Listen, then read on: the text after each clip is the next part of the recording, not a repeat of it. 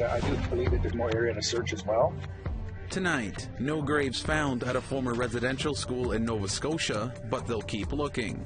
Carrying that hurt, that pain, and that trauma is a very difficult journey. So when there's an arrest made, I think that's a really critical component to healing and moving forward. Plus, a Manitoba unit dedicated to helping MMIWG families reacts to news of an arrest in a 2-year-old case. Have allowed for the decimation of the forest resource through industrial clear-cutting. And chiefs in British Columbia call for more protection of old-growth forests.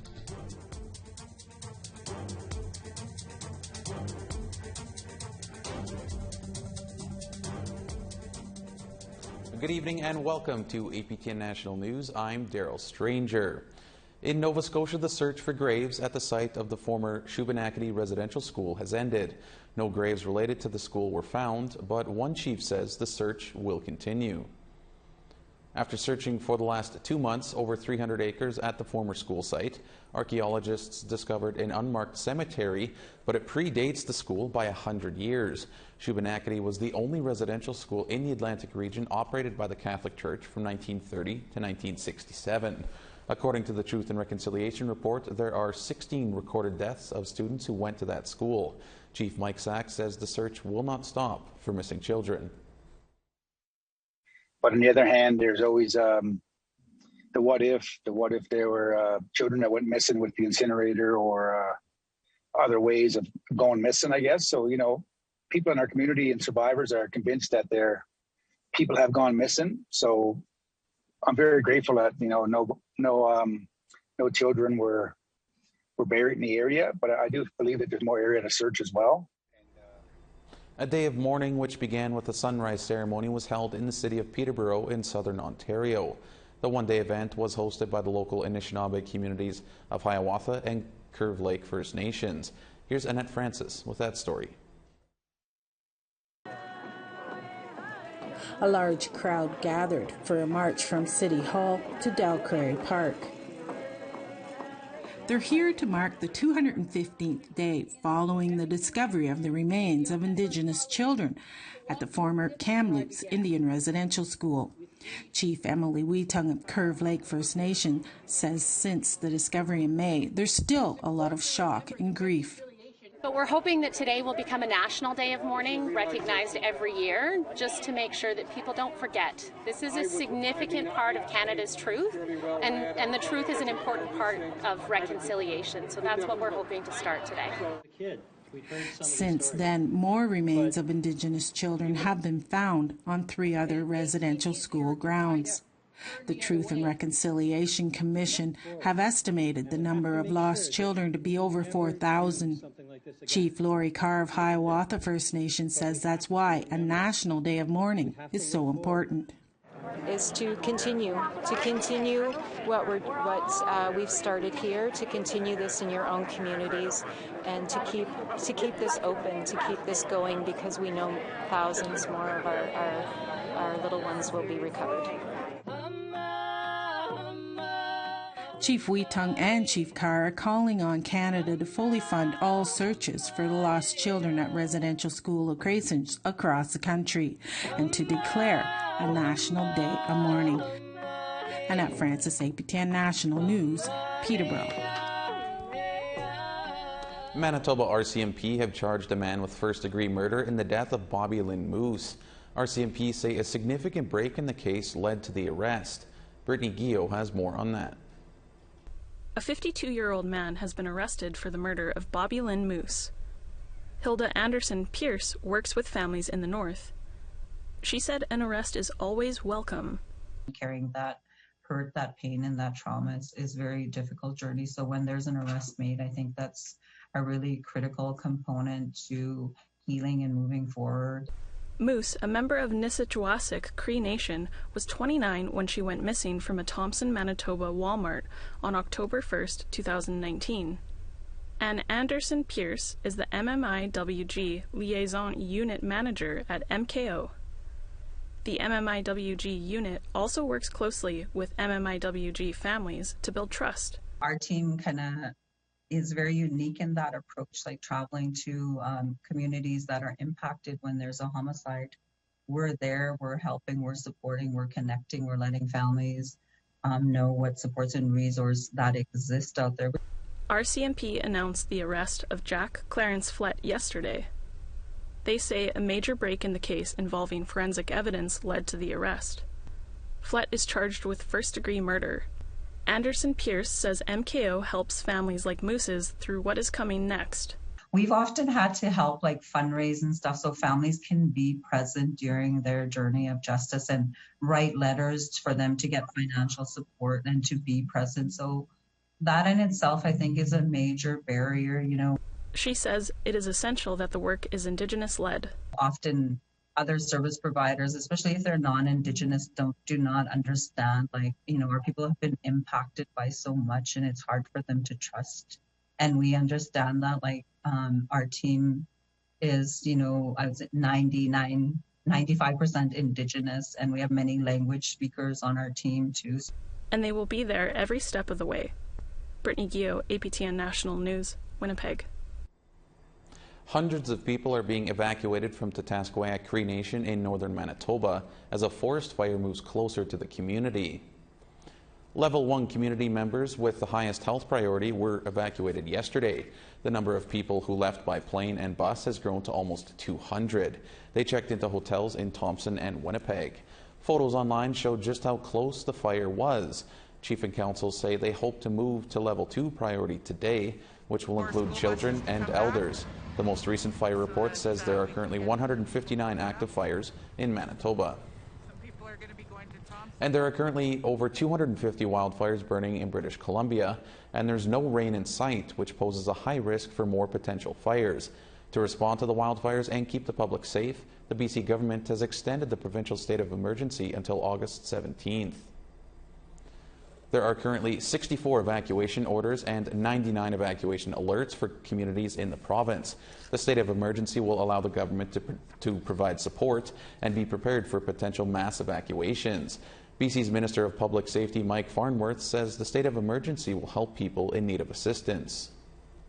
So if people are evacuated, then the services that they'll be able to receive include food and lodging, clothing, emotional support, for example, information about what's happening, being able to check up in terms of family if they're separated. The Union of BC Indian Chiefs is calling for immediate action from the provincial government to protect old-growth trees. They say climate change and overlogging have left these forests on the brink of extinction. APTN's Lee Wilson has more. Environmental groups protested old-growth logging in Fairy Creek with blockades for nearly a year. According to RCMP, 507 arrests have been made for violation of an injunction for teal drones to operate in the area since May. This summer, the province deferred old-growth logging in Fairy Creek and the Carmina-Walbrand region for 2 years. But the protests continued, calling for more protection. Union of BC Indian Chiefs, Grand Chief Philip, said he supports those protesting in the Fairy Creek area on Vancouver Island. In a news release, UBCIC released a Protect Our Elder Trees declaration, which highlights the importance of old-growth forests to Indigenous people, ecosystems, and wildlife. They are calling for permanent protection for all old-growth trees in BC and meaningful engagement with First Nations, stating the current policies are not working. Have allowed for the decimation of the forest resource through industrial clear cutting.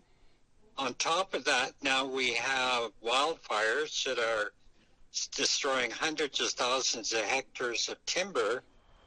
According to the BC Wildfire Service, there are 248 active wildfires in the province today. Over 556,000 hectares of forest have burnt, equal to 1.4 million football fields. UBCIC say climate change and current logging practices are devastating BC's forests. Together, they are putting old-growth trees at further risks. They are calling for an update to the BC Forestry Act. And now we're in the midst of a climate crisis that's characterized by wildfires and other unprecedented events, unforeseen events. And I think we need new legislation that is forward-looking? In 2019, the province of BC commissioned an independent panel to look at old growth management. In late 2020, the panel released the Old Growth Strategic Review, which had 14 recommendations. One of the key recommendations was joint province and Indigenous-led co-management of forests. UBC-IC and environmental groups have been critical on the lack of action on the recommendations. In June of 2021, the province announced a new panel which will have a science-led approach to old growth management. We contacted the BC Ministry of Forest, but did not hear back a response before airtime. Lee Wilson, APTN National News, Kitimat. We have to step aside for a short break, but still ahead, a First Nation in Alberta is demanding justice from the federal government after they were displaced for a national park. Details next.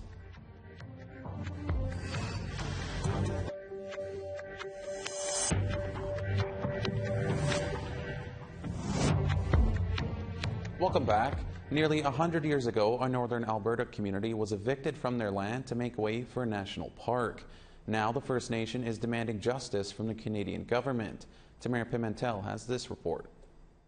Wood Buffalo is Canada's largest national park and was home to the Athabasca Chipewyan First Nation until 1922. That's when members of the nation were removed to make way for the park and to protect the last herd of wood bison in the area. When those bison crossed the Peace River and the park boundary was expanded, the Athabasca Chipewyan were forced to leave without any consultation. Leslie Wilson says his family was among the many that were forced from Wood Buffalo. Park wardens would show up with RCMP and say that you had to leave, and really there was no choice. So that's how a lot of people were removed from the park. Stories like Wilson's were documented and added to this report published in July by the ACFN, Willow Springs Strategic Solutions, and PhD student Sabina Trimble. A few of the things, key points that we learned were, first and foremost, that the creation and expansion of Wood Buffalo National Park and the way that it was managed throughout the 20th century was a violation of Treaty 8. It was a violation of Dene Treaty and inherent rights that were protected in Treaty 8. The report prompted Athabasca Chipewyan leadership to put out this news release demanding justice and calling upon the federal government to issue them a formal apology for the historic displacement. The Minister of Environment and Climate Change, Jonathan Wilkinson, says that in the past he has met with Indigenous communities regarding Wood Buffalo National Park, and wrote an apology that says in part, "I would like to apologize to the Indigenous peoples and nations who have been negatively affected by Wood Buffalo National Park. It pains me that the Indigenous people who call these lands and waters home have not been able to celebrate this unique and remarkable landscape." But Chief Alan Adam of the Athabasca Chipewyan First Nation says he wants to see a formal apology directed to his community. We want compensation and we want land set aside for us, because a vast majority of land was taken away from our people. 2022 marks 100 years since Wood Buffalo was created. As the anniversary nears, Wilson says he wants to see reconciliation happen before Canada celebrates its largest national park. Let's see them admit that, yes, this was done and it was done wrong to the people to the Chipewyan people, and then from there on, let's move on to reconciliation. It might be some type of reserve in that area. To the Chipewyan people, indicating that, yes, this was your traditional territory. Tamara Pimentel, APTN National News, Calgary. This summer, communities across Denendeh are celebrating what they call their version of the signing of Treaty 11 and using the 100-year anniversary as a time of reflection and connection. Our reporter Charlotte Moore-Jacobs brings us to Toledo for the final part of that series.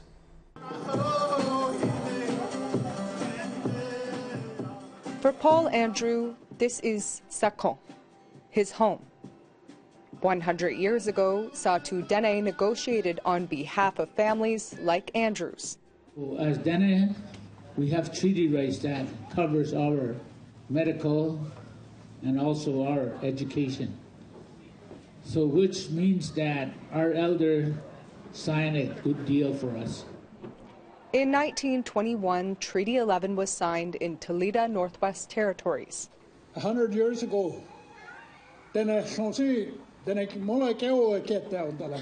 Andrew says elders wanted to know why the Canadian government pushed a complete treaty. One of the treaty party members was the bishop, Bishop Bryant. They said they asked the bishop, since he's a man of God, he can't lie. We'll ask him, see what he says. So they asked the bishop, and the bishop said, yeah, they're here to take care of you, they're here to live with you, and you'll always live your life the way you have been. But that was a broken promise. What the Dene thought they had signed and what the colonial government had penned were in stark contrast. Soon, a territorial government was formed to handle oil exploration without consent from Indigenous groups. When I was chief in the early 70s, for example, somebody would walk into my office and says, a bulldozer ran over my trap line. They said, what is going on? I said, I don't know. Somebody somewhere is issuing permits that we didn't know about. And there's a whole bunch of, not only here, but other communities were beginning to talk about those kind of things. All her statues like that, she has her feet like that. Now, the community has blended Western influences with their own customs. In her 43 years here, Sister Celeste says she's seen Dene resiliency. I often say they knew Jesus before we even Christianity introduced them. They had a connection, like especially with the land. And that's their spirituality, I think, is so connected with the land and with nature that they knew there had to be a creator.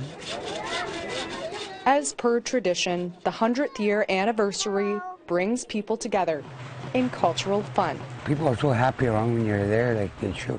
I mean, you show off. You make yourself proud.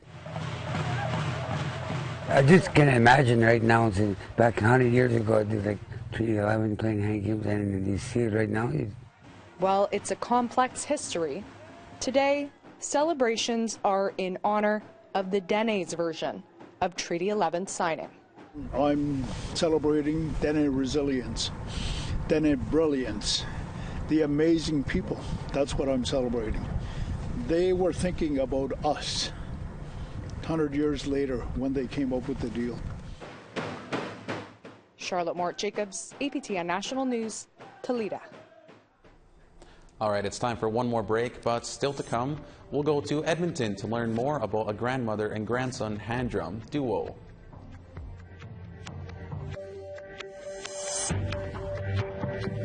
Welcome back. It's time now for our photo of the day. While enjoying her vacation time, Melissa Ridgen sent us this photo from the Lake of the Woods area in Ontario. More smoke in the air as some fishers make their way onto the lake in the early evening. We want to see what you see, and you can send your photos to share@aptn.ca for the chance to be featured as our next photo of the day. Now let's take a look at tomorrow's weather forecast. Starting in the east, 24 in rain in Charlottetown and 25 in St. John's. 27 in Happy Valley Goose Bay and 27 in Cartwright. 26 in a mix of sun and cloud in Quebec City and 28 in rain in Val-d'Or. 28 in sunshine in Peterborough and 27 in Sault Ste. Marie. 28 in rain in Timmins and 23 in Sioux Lookout. A mix of sun and cloud and 21 in Thompson and 20 in Norway House. 24 and smoky in Winnipeg and 24 and smoky in Dauphin. A mix of sun and cloud and 27 in Regina and 29 in Saskatoon. 22 and rain in Stony Rapids and 23 and rain in Buffalo Narrows. In the west, 23 and rain in Fort Chipewyan and 25 in High Level. 28 and sunshine in Edmonton and 30 and sunshine in Calgary. 24 and a mix of sun and cloud in Vancouver and 20 in Bella Coola. 18 in rain in Dees Lake and 20 in rain in Smithers. 20 in a mix of sun and cloud in Rock River and 26 in Mayo. 19 in sunshine in Yellowknife and 24 in sun in Norman Wells. 20 in a mix of sun and cloud in Colville Lake and 22 in sun in Fort McPherson. 8 degrees in rain in Baker Lake and 8 in Chesterfield. 9 degrees in Resolute and 11 in Arctic Bay.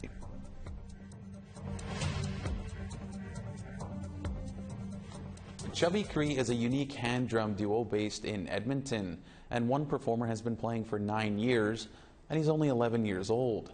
APTN's Chris Stewart sat down with the grandmother and grandson to find out more.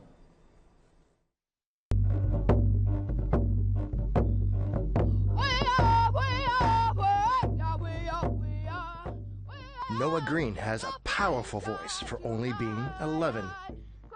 He began singing before he was 1 and performing at 2. His grandmother, Carol Powder, helped him develop his talents early. He's a traditional dancer, he's a singer, drummer, he's a teacher. We taught some kids at daycare, and that little boy was dancing by the time we left. Yeah, he was into it, eh? And so he can go a long ways. For 6 years, the duo have played as Chubby Cree at powwows, rallies for missing and murdered Indigenous women and girls, and for the environment. They played in front of thousands at an Edmonton rally featuring teen environmentalist Greta Thunberg, a moment Noah won't forget. When I started Rocky World, I was like thinking to see how they will react to the song, and right after I sang I said Rocky World, and then like a lot of people just started cheering and stuff. They're like cops like holding them back. APTN asked Noah for his favorite song to perform. Rocky World. Why? Because when I start singing it, I like at the end there's like a big, you have like it's a roar at the end, and like a lot of people cheer for that. Come on everyone, get up and dance, the fish are tonight. Carol says she is raising her kids and grandkids, and they also have the gift of performing, including the youngest. She's 8 months old, she's patting the sides and singing already, and she's dancing when we sing, right? So yeah, like we have a whole drum group at home that we're gonna bring out someday really soon, just to surprise everyone that you can do this, you can do it.